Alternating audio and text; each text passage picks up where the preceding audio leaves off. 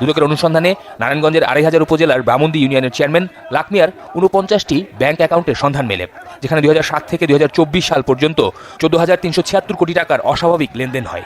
তার জ্ঞাত আয়ের উৎসের সাথে অসঙ্গতিপূর্ণ ৫৫,৩০,০০,০০০ টাকারও বেশি মূল্যের সম্পদ অর্জন ও দখলে রাখা এবং তার নামেও ৪৯টি ব্যাংক হিসাবে ১৪,৩৭৬ কোটি টাকারও বেশি অস্বাভাবিক লেনদেনের মাধ্যমে অপরাধলব্ধ অবৈধ অর্থ জ্ঞাত সারে হস্তান্তর স্থানান্তর রূপান্তরের অপরাধে।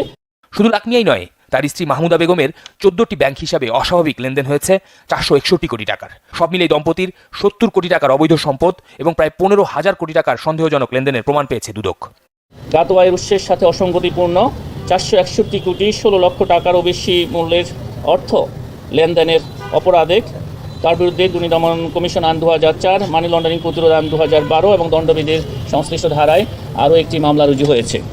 জমি জালিয়াতি সহ নানা উপায়ে এই বিপুল সম্পদ অর্জন ও অর্থ আত্মসাতের অভিযোগ রয়েছে এই ইউপি চেয়ারম্যানের বিরুদ্ধে।